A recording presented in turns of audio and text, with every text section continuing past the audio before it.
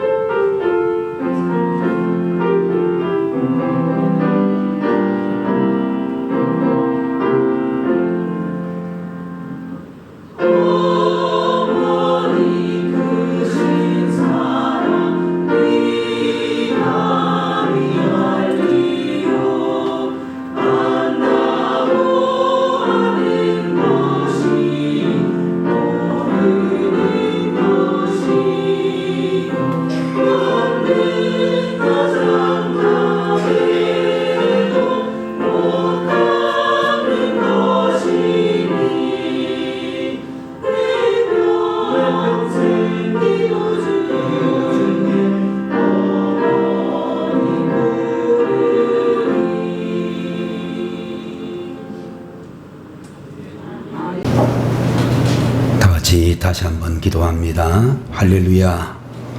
거룩하신 우리 아버지 하나님, 오늘도 주님을 사랑하는 귀한 자녀들에게 거룩한 찬양의 직분을 허락하시고 주님 앞에 귀한 찬양을 올려드릴 수 있도록 은혜를 주셨으니 감사합니다. 하나님께서 영광 받으시기를 바라옵고 오늘 함께 예배드리는 우리 모두에게 성령으로 임재하여 주옵소서. 우리를 낳아주시고 길러주시고 인도해 주신 부모님에 대하여 존경과 사랑을 드리는 귀한 시간이 되게 하시고 또 우리 하나님 앞에 귀한 예배를 드릴 수 있는 귀한 시간이 되게 하옵소서. 예수님의 이름으로 간절히 기도 올리옵나이다. 아멘. 오늘 이 시간에는 골로새서 제3장 20절 말씀을 가지고 효도와 헌신의 축복이라는 제목으로 말씀을 함께 보도록 하겠습니다. 대학을 다니고 있는 딸이 용돈이 부족해서 아르바이트를 하기 시작했습니다. 아빠는 딸이 그 시간에 조금 더 공부를 하기를 원했지만 딸은 아빠의 말을 듣지 않았습니다. 어느 날 초저녁부터 자정까지 대형 마트에서 힘들게 일하고 새벽 1시쯤이나 되어 집에 도착을 하게 되었습니다.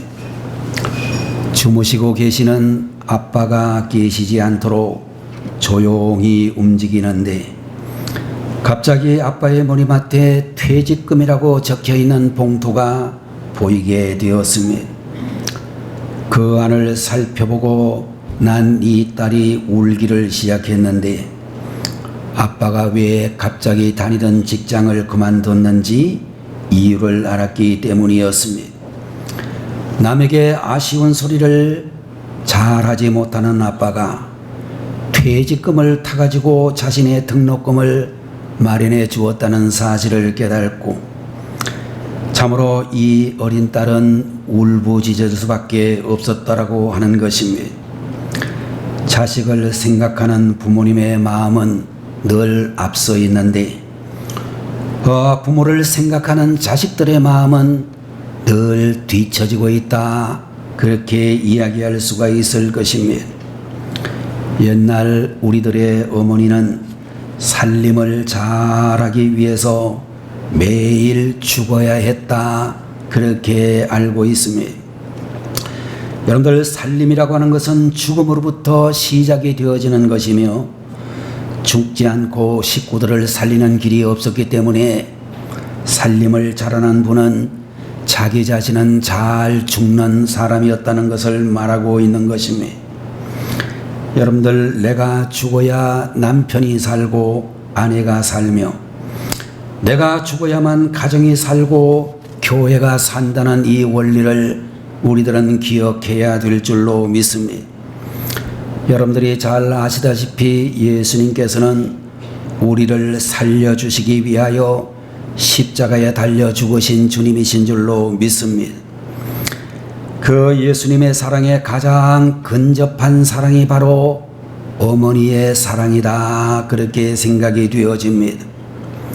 우리 어머니는 보혜사 성령님처럼 항상 자녀와 마음을 함께 하시고, 특별히 옛날 어머니들의 일생을 보게 되면 식모의 일생이라고 해도 과언이 아닐 만큼 모두 다 가난했던 그 시절에 어머니들은 자녀들을 먹여 살리기 위하여 눈물과 땀과 피를 쏟으면서 사셨던 분들이라고 볼 수 있을 것입니다. 먹을 것이 아무것도 없는 그런 상황에서도 어머니는 신기하게도 어디선가 먹을 것을 구해오시는 그런 어머니들을 볼 수 있었고, 그때의 아이들은 철도 없어가지고 밥을 다 먹고 어머니가 드시려고 하는 누룽지까지 뺏어 먹었지만 어머니는 배고픔을 참고 아이들만 배불리 먹이시던 그런 어머니셨다, 이런 생각을 할 수가 있습니다. 그런 어머니의 눈물로 자녀들은 잘 자랄 수 있었는데, 이 세상에 살아가고 있는 모든 어머니, 모든 부모님들은 다 그런 사랑을 가지고 자식을 키웠던 그런 분들이라고 생각을 하면서 오늘 여러분과 제가 함께 보고 있는 골로새서 3장 20절 말씀을 근거로 하여 우리들은 부모님 앞에 어떻게 효도를 할 수 있을까? 여러 가지 많은 다양한 방법이 있을 수 있겠지만 세 가지 정도만 생각해 본다면, 첫 번째로 부모님 앞에 순종해야 한다라고 말씀해 주시고 있습니다. 여러분들이 잘 알고 계시는 누가복음 2장 51절의 말씀을 보게 되면 예수께서 함께 내려가사 나사렛에 이르러 순종하여 받드시더라 라고 하는 그런 말씀이 기록이 되어져 있습니다. 여러분들, 하나님의 아들이신 예수님께서도 인간이었던 요셉과 마리아 부모님에게 순종을 하셨다면 여러분들, 우리들은 더 말할 나이가 없다, 이렇게 말씀을 드릴 수 있습니다. 이스라엘의 속담 중에 보면 하나님께서는 모든 집에 다 계실 수가 없어서 집마다 어머니를 두셨다라는 그런 속담이 있다라고 하는데, 여러분들, 부모님은 하나님의 대리자와 같은 그런 존재이며 그러므로 우리들은 부모님에게 권위에 순종해야 된다라고 말씀하고 있는 것입니다. 여러분들, 부모님 앞에 순종하라고 하는 이 말은 부모님께 불평하지 말고 부모님께 모든 일에 감사하는 자가 되어야 한다, 그런 의미를 가지고 있다라고 하는 것입니다. 여러분들, 우리들 가운데서 어떤 사람들을 보게 되면 자신의 불행한 삶을 부모님 탓으로 돌리는 그런 경향을 가지고 있는 것을 볼 수 있을 것입니다.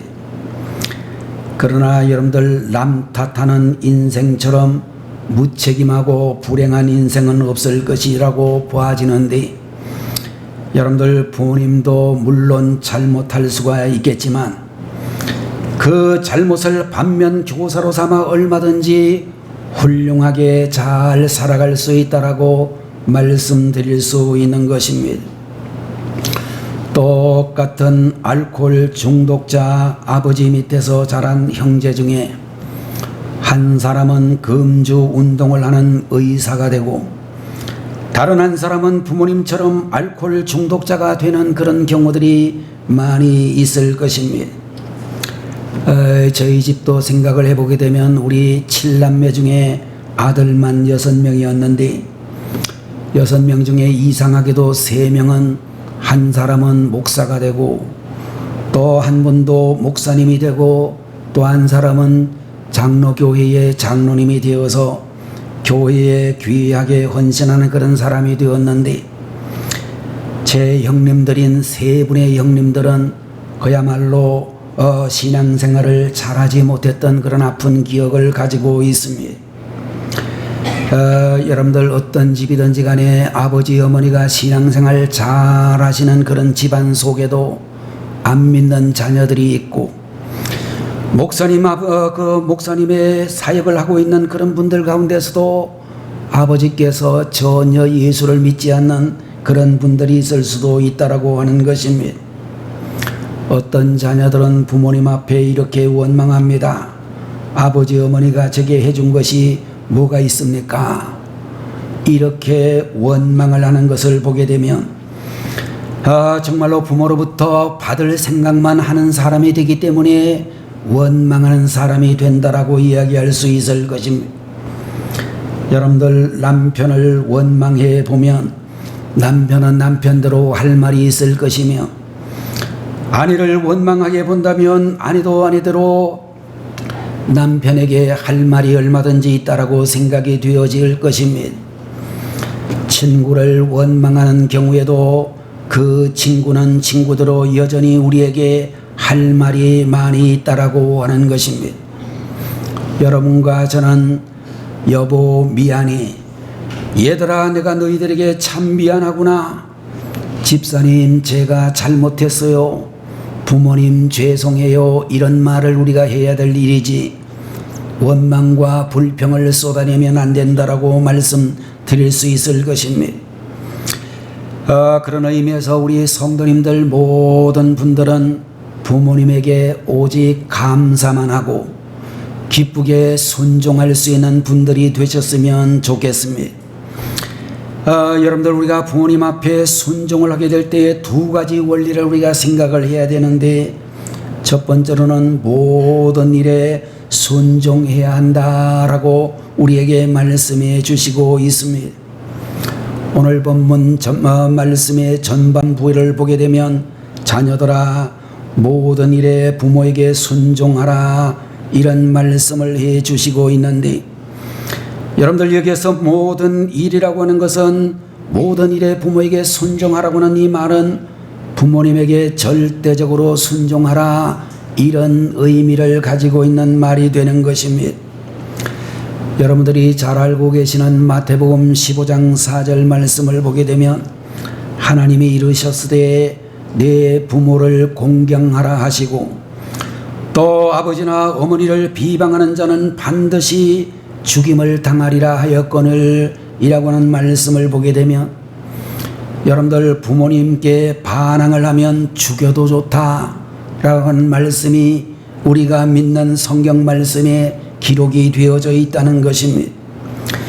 신명기 21장 20절 21절에 있는 말씀에도 보게 되면, 자녀가 부모를 거역하면 잡아다가 장로들에게 데려가서 부모가 내 아들은 순종치 않고 방탕하며 산다라고 외치면 성읍의 모든 사람들은 그를 돌로 쳐 죽이라고 하는 명령이 기록되어져 있는 것을 볼 수가 있습니다. 또한 구약 성경 잠언 30장 17절의 말씀을 보면, 아비를 조롱하며 엄히 순종하기를 싫어하는 자의 눈은 골짜기의 까마귀에게 쪼이고 독수리 새끼에게 먹히리라 라고는 그런 말씀이 기록이 되어져 있습니다. 여러분들, 우리 하나님께서 부모의 말씀에 순종하지 않는 것을 얼마나 큰 죄로 보시는지 잘 알 수가 있는 것입니다. 여러분과 저는 창세기에 나오는 이삭의 순종을 배워야겠다, 그렇게 생각이 되어집니다. 아브라함이 이삭을 번제로 바치려고 했을 때 아마도 이삭은 20세 전후의 청년이었으며 아브라함은 120세 전후의 노인이었다라고 추정할 수 있습니다. 그때 아브라함이 아들 이삭에게 말하기를, 아들아, 하나님이 너를 제물로 바치라고 했단다, 이렇게 말씀을 하셨을 때, 여러분들, 이 이삭이라고 하는 아들이 아버지 노망나셨어요 라고 힘으로 아버지를 제압하지 아니하고 예 알겠습니다 하고 순순하게 장작더미 위로 올라가 누웠다라고 하는 것을 우리는 추정할 수 있습니다. 여러분들, 부모의 말씀에는 죽기까지 순종해야 한다 라는 것을 우리에게 가르쳐주는 말씀이라고 생각되는 것입니다. 오늘날 우리 사회를 보게 되면, 또 오늘날 모든 가정들을 보게 되면 가정이 무너지고 사회가 무너지는 소리가 사방에서 들리고 있는데, 그 가장 큰 이유는 효사상이 무너졌기 때문이라고 우리들은 분명하게 이야기할 수 있을 것입니다. 여러분들, 부모에게 순종하지 않는 사람이라면 어느 직장을 가도 적응하기가 힘들고 어떤 사회에서도 바로 살아가기가 대단히 힘들지 않을까, 그런 생각을 하게 되어지는 것입니다. 두 번째로, 우리가 부모님께 순종할 때는 하나님의 뜻 안에서 순종해야 된다라고 말씀해 주시고 있습니다. 오늘의 본문 말씀에 보면, 자녀들아 모든 일에 부모에게 순종하라고 하면서 이어서 말하기를, 이는 주 안에서 기쁘게 하는 것이니라, 이렇게 말씀을 해 주시고 있습니다. 여러분들, 이 말씀의 의미 중에 하나는 효도란 주님을 기쁘시게 하는 것이라는 의미도 있고, 또 한 가지는 효도하게 될 때 주님의 뜻 안에서 효도해야 한다 라는 그런 의미를 담고 있는 말씀이라고 볼 수 있습니다. 여러분들, 우리 모든 자녀된 사람들은 부모에게 모든 일에 순종을 해야 되지만, 한 가지 예외가 있다면 부모님의 말씀이 하나님의 뜻에 어긋나지 않는 경우에 한해서 순종해야 된다는 말씀이고, 부모님의 뜻과 하나님의 뜻들이 분명히 충돌을 한다면 하나님의 뜻에 순종해야 됨을 가르쳐 주시고 있는 것입니다. 오늘 우리가 하나님의 뜻을 따라 기쁘게 우리 자신의 소중한 것을 드릴 때에 하나님께서 더 좋은 것으로 채워주시는 은혜와 역사가 있을 줄로 분명히 믿습니다. 두 번째, 효도와 헌신의 원리는 탐심을 버려야 한다라고 말씀해 주시고 있습니다. 여러분들, 우리가 살아가고 있는 이 사회가 혼란하게 되어지고 가정이 깨어지는 가장 큰 이유는 탐심 때문이다, 이렇게 이야기할 수 있을 것입니다. 가끔 가다가 보면 부모님이 세상을 떠나게 될 때에 부모님 재산을 누가 더 갖느냐 덜 갖느냐라고 하는 문제로 형제간의 원수처럼 지내고 말도 하지 아니하며 심지어는 재판도 하는 경우를 볼 수 있을 것입니다. 어느 날 교회를 잘 다니고 있는 재벌 성도님 한 분이 임종이 가까워져서 그 담임 목사님께서 신방을 가가지고 이제 임종 예배를 드리게 되어졌습니다. 예배를 드리는 중에 옆방에 있는 방에서 우당탕탕 싸우는 소리가 들리고 있었습니다.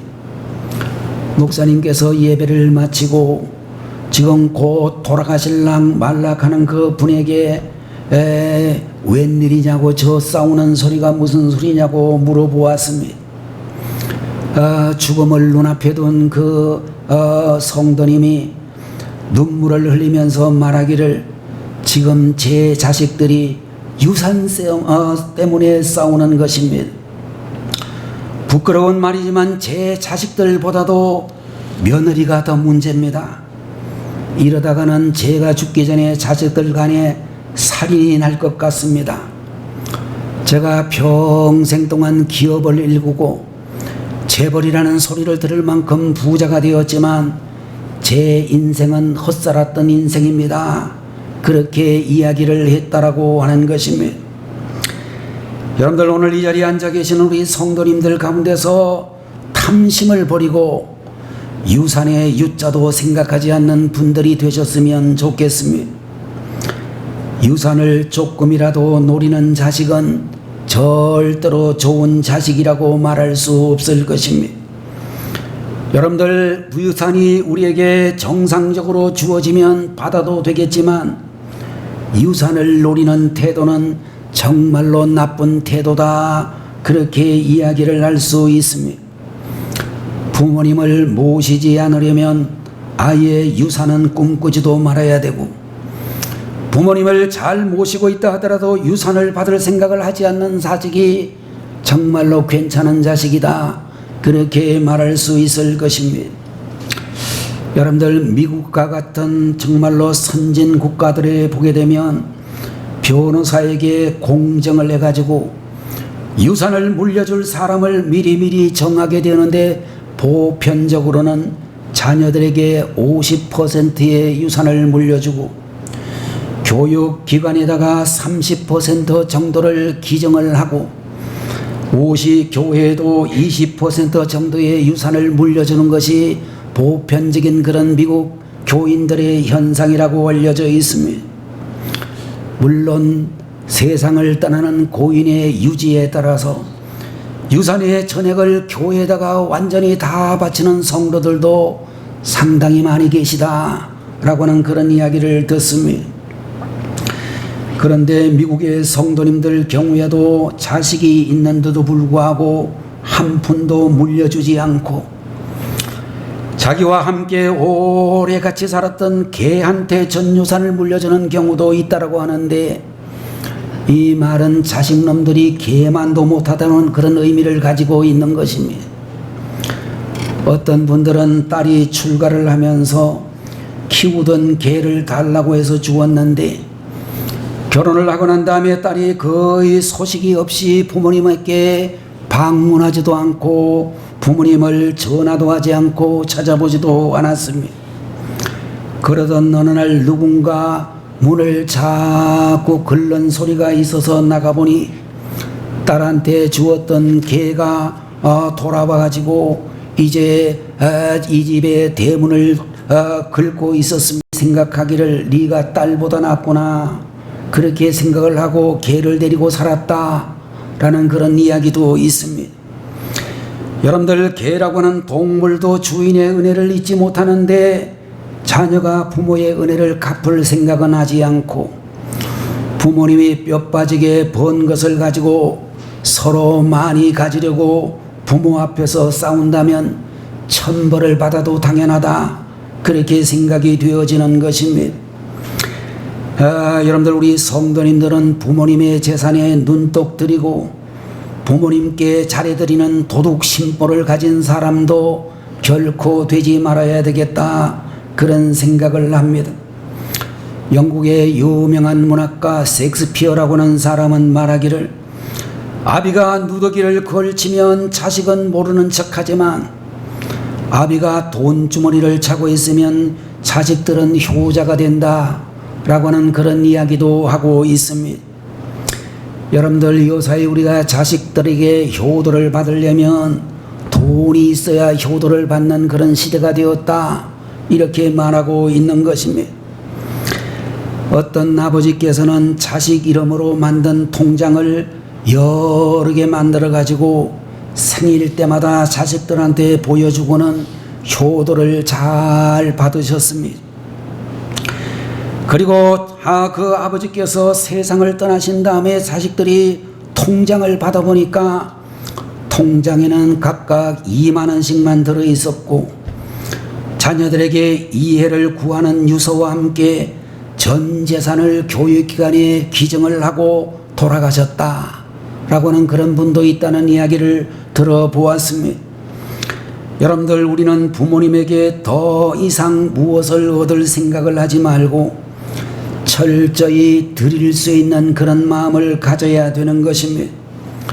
지금까지 받은 것만 해도 족한 줄 알아야 되고, 돈 때문에 부모의 마음을 아프게 하지 말아야 하고, 행복은 절대로 물질에 있지 아니하고 사랑에 있다는 사실을 알아야 되겠습니다. 상당히 오래전에 있었던 그런 수필이라고 생각이 되어지는데, 제가 개척을 하기 전 신학생으로 있던 그 시절에는 대구에서 우리 아이들이 먹는 만두, 군만두 1인분이 99원을 하는 때가 있었습니다.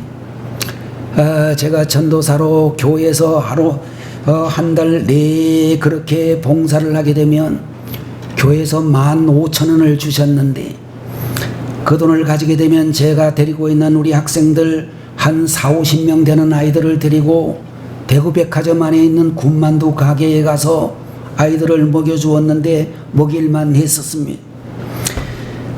아마도 그때에 쓰여진 수필이라고 생각이 되어지는데, 만원의 행복이라는 수필이 있습니다.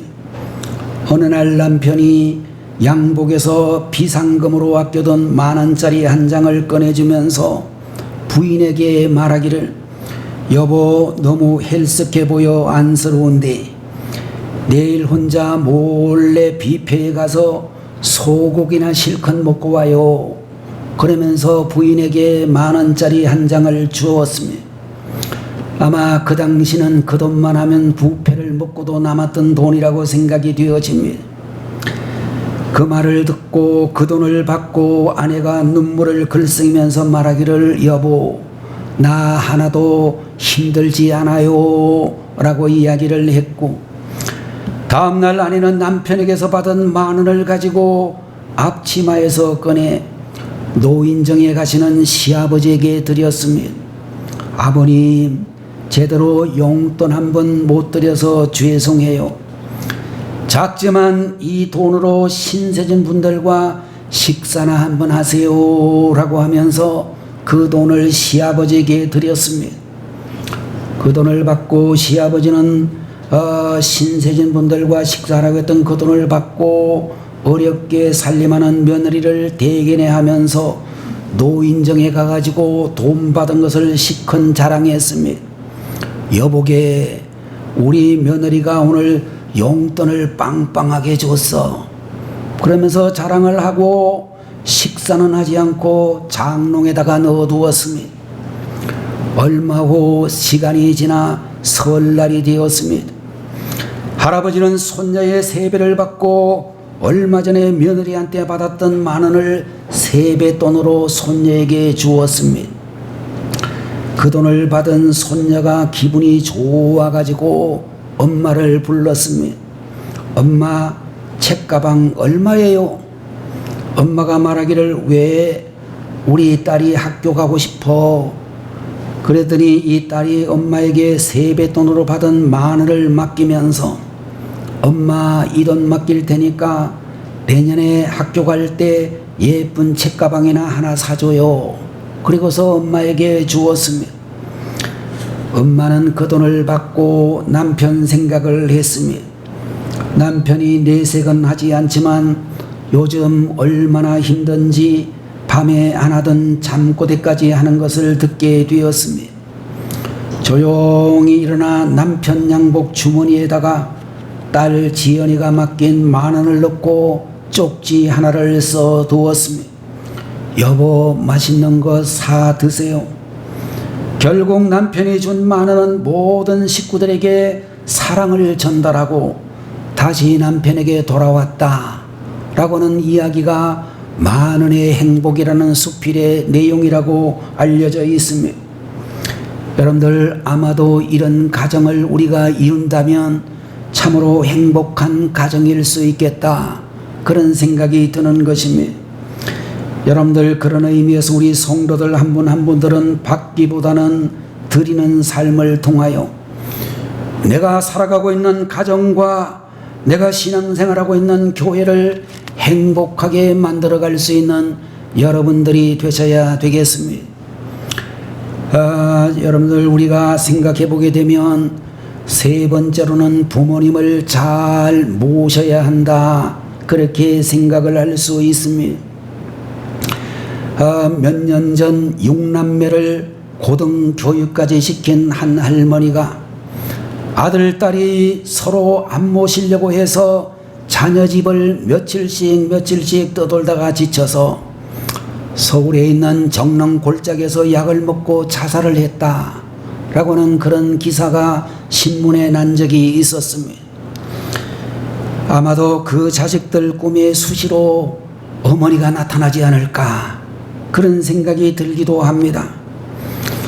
아마도 돌아가신 어머니가 귀신이 되어 다시 돌아오는 것이 아니라 자식 스스로가 죄책감으로 그런 악몽에 시달리지 않을까, 그런 생각이 되어지는 것입니다. 가끔 우리들 주변을 살펴보게 되면 부모님이 살아계실 때에는 잘 안 모시다가 돌아가신 다음에 제사 드린다고 야단하는 그런 경우들도 볼 수가 있는데, 늙고 힘이 없는 부모는 줄 것이 없지만 죽어서 귀신이 된 부모는 복을 줄 수 있다라고 믿는 마음이 있는지 아마도 그런 생각을 하는 이들도 있을 것입니다. 여러분들, 우리 성도님들은 부모님께서 돌아가신 후에 잘 하려고 하지 말고 살아계실 때 잘해드리는 여러분들이 되셔야 되겠습니다. 부모님이 돌아가신 후 더 이상 아버님, 어머님하고 부를 사람이 없는 것이 얼마나 아쉬운 일인지 모르는 것입니다. 미국과 같은 선진국에서는 휴가철이 되면 개나 고양이를 맡겨두는 동물 호텔이 있는데, 휴가를 다녀와서 개나 고양이는 얼른 찾아가면서도 양로원에 계신 부모님은 찾아보지 않는 자식이 많다, 그런 이야기도 들려지고 있습니다. 여러분들, 우리 한문 중에서 한자 가운데서 친할 친자라고는 이 글자를 보게 되면 나무 목자 위에 설립자가 있고 그 옆에는 볼견자가 합성되어진 글씨가 친할 친자라고 그렇게 알려져 있습니다. 이 말의 의미는 나무 위에 서가지고 보는 것이라는 뜻으로 장애 시장에 갔던 아들이 오기를 기다리다가 더 잘 보기 위하여 동구 밖에 있는 나무 위로 올라가서 살펴보는 애틋한 모정을 표현한 것이 친할 친자라고 그렇게 이야기하고 있습니다. 그때 아들이 어머니를 만나서 어머니를 지게 위에 업어가지고 모셔서 집으로 돌아오는데, 늙을 노자 밑에 아들 잡자가 합성된 자가 저 아들이 늙으신 부모님을 업어드린다는 뜻을 가진 글자가 바로 효도할 효자다 라고 하는 글자가 되었다라고 말하고 있는 것입니다. 옛날에는 지게로 부모님을 세상 구경을 시켜드리는 것을 최고의 효도라고 생각을 했는데, 오늘날에는 자가용으로 시켜드릴 수 있으니 얼마나 효도가 쉬워졌는지 모릅니다. 자녀들은 자가용으로 노부모님의 외출과 여행을 많이 시켜드릴 수 있는 자녀들이 되었으면 좋겠습니다.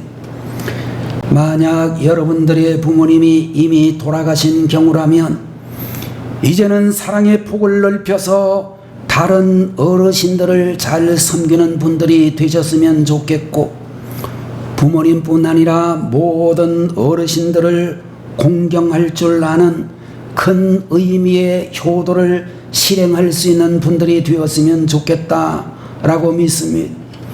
디모데전서 5장 1절을 보게 되면 늙은이를 꾸짖지 말고 구원하되 아버지에게 하듯하며 젊은이에게는 형제에게 하듯하고 라는 말씀이 기록이 되어져 있는데, 연세 드신 분들을 자기 부모에게 하듯이 공경하라, 이렇게 우리들에게 말씀해 주시고 있습니다. 우리 영광교회의 모든 성도님들이 어르신들을 최대한으로 높여드리는 그런 분들이 되시고, 효자가 장수하고 축복받는다라고 하는 성경 말씀처럼 효자가 많은 교회가 교회도 복을 받는다, 그렇게 분명히 믿는 것입니다. 여러분들, 우리가 효도를 잘 하려고 하면 무엇보다도 하나님께서 은혜를 주셔야만 가능하기 때문에 정말로 우리 성도님들은 그런 의미에서 하나님의 은혜를 받기 위하여 기도하는 성도님들이 되셔야 될 줄로 믿습니다. 여러분들, 우리가 세상을 살아갈 때에 행복하게 살아가는 두 가지 원리가 있다면, 첫 번째로는 자기 관리를 잘하는 것이다, 그렇게 믿습니다. 무엇보다도 내가 변해야 되고, 내가 변하지 않으면 환경의 변화는 별로 의미가 없다라고 말할 수 있을 것입니다. 두 번째 원리는 가정 관리를 잘하는 것인데, 오늘날 사람들이 경험하는 가장 큰 고통은 대체로 가정으로부터 당하는 고통이라고 이야기할 수 있을 것입니다. 여러분들, 가정이란 하나님이 우리에게 주신 선물 중에 선물이며 가장 위대한 정신위생센터라고 이야기할 수 있을 것입니다. 아무리 위대한 정신과 의사도 대학에 몇 번이나 떨어져 실망한 자녀에게 용기를 불러일으키지 못하지만, 부모의 위로 한마디는 자녀를 일으킬 수 있으며, 남편이 사업으로 무거운 짐을 지고 집에 들어왔을 때 그의 아내가 해주는 위로의 한마디는 엄청난 치유의 능력이 있다, 그렇게 말할 수 있을 것입니다. 여러분들, 가정이란 건강과 행복과 기쁨의 저수지이며 가장 소중한 것이지만, 반면에 가정에서 여러 가지 오해로 말미암아 많은 상처를 받을 수도 있겠다, 그렇게 생각이 되는 것입니다. 우리 가정을 지켜주시는 하나님의 은혜가 필요한 줄로 믿습니다. 가정의 위기는 우리 자신의 위기이기도 한 것입니다. 가정에서 부패한 인격이 부패한 사회를 만들고, 가정에서 파괴된 인격이 공동체를 파괴하고 외해시키게 되는 것입니다. 소년 범죄자의 87% 이상이 파괴된 가정에서 나온다라는 통계가 있습니다. 여러분들, 요 사이에 교회 경영이란 말이 있는데 별로 성경적인 말은 아닙니다. 옛날에는 목사님들이 말씀만 잘 전하시면 사방에서 교인들이 그 말씀 들으려고 교회를 찾아왔습니다. 그런데 요새는 큰 교회를 찾고 자체 건물과 주차장이 넓은 교회를 찾는 경향이 높습니다. 목회자의 말씀만으로 교회를 부흥시키기 어려운 시대가 되었는데, 교회 관리, 교회 경영, 교회 성장이라고 하는 정말로 비성경적인 그런 단어가 교회 목사님들을 유혹하는 경우들이 대단히 많습니다. 자, 여러분들, 어느 한 겨울날 한 여인이 아파트 길에 나와서 벌벌 떨고 있었습니다. 지나가던 사람이 사연을 묻자 집 나간 아들을 기다리고 있다라고 대답을 했습니다. 왜 그렇게 하시냐고 물었더니 그분이 말하기를, 옛날에 우리 친정어머니가 생각이 나서요. 그때 어머니는 제가 늦게 돌아올 때면 늘 문 밖에 서서 초조히 기다리시다가 제 손목을 잡아주셨어요 라고 이야기를 했는데, 50이 넘어서야 어머니의 사랑이 얼마나 컸던지 깨닫게 되었다라고 하는 것입니다. 사람이 철이 든다라고 하는 것은 상당히 어려운 것 같습니다. 그러나 우리 성도들, 올바른 믿음을 가진 성도들이라면 얼마든지 철든 인생을 살 수 있을 것입니다. 여러분들, 우리에게 맡겨진 십자가, 사명의 십자가를 잘 지고 받을 생각보다는 줄 생각만 가지면 될 것입니다. 진정으로 복된 인생이 되려고 하면 하나님과 부모님의 은혜에 깊이 감사하고 최선을 다해서 하나님과 부모님을 기쁘게 해드리고 주님의 몸된 교회를 위해서 기쁘게 헌신해야 할 것입니다. 그럴 때에 우리 영혼과 우리의 가정과 우리 교회가 다 함께 복되게 만들어져 가게 될 것입니다. 여러분들, 우리 하나님께서 어떤 기도에 목을 들어주시지 않아도 죽도록 감사하겠다라고 각오하고 더 나아가 베풀기를 힘쓰는 그런 성도의 기도를 주님께서는 반드시 들어주게 될 것입니다. 여러분들, 우리는 어버이 주일을 당하여 우리 성도의 삶의 기본 철학을 받는 데에 두지 말고 드리는 데에 두어야 할 것입니다. 여러분의 부모님에게도 받을 생각 전혀 하지 말고 어떻게 하면 더 잘해드릴까 하는 생각으로 우리의 머릿속을 가득 채우게 된다면 하나님께서 더 채워주실 줄로 믿는 것입니다. 여러분들, 주시지 않아도 이미 영혼의 기쁨과 보람과 어느 누구도 흔들 수 없는 평안과 행복을 넘치도록 하나님이 부어주실 줄로 믿습니다. 성경은 우리에게 말씀하고 있습니다. 심은 대로 거둔다라고는 이 말씀을 들으면서 내가 효도하면 자녀들도 내게 효도를 하고 반면에 불효자의 자녀는 반드시 불효자가 된다는 사실을 우리들은 기억을 해야 되는 것입니다. 부모에게 불효하는 가정에는 절대로 진정한 축복이란 있을 수 없다라는 사실을 아셔야 되겠습니다. 여러분들, 효도하는 것만큼 복을 받는다 라고 하시는 하나님의 말씀에 순종하고 부모님에게는 효도를 하고 또 우리 교회 안에 있는 우리의 주변 이웃에 있는 모든 어른들을 잘 모심으로 더욱 복을 받는 우리 성도님들, 주의 자녀들이 되시기를 축원합니다. 기도하겠습니다.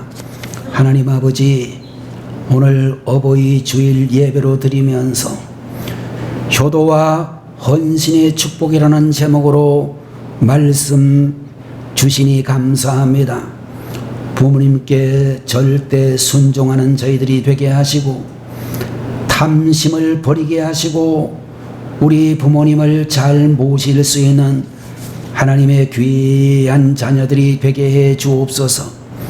심은 대로 거둔다고는 말씀처럼 내가 효도하면 자녀들도 효도할 것이고 내가 불효자이면 자녀들도 반드시 불효자가 된다는 것을 기억하게 하옵소서.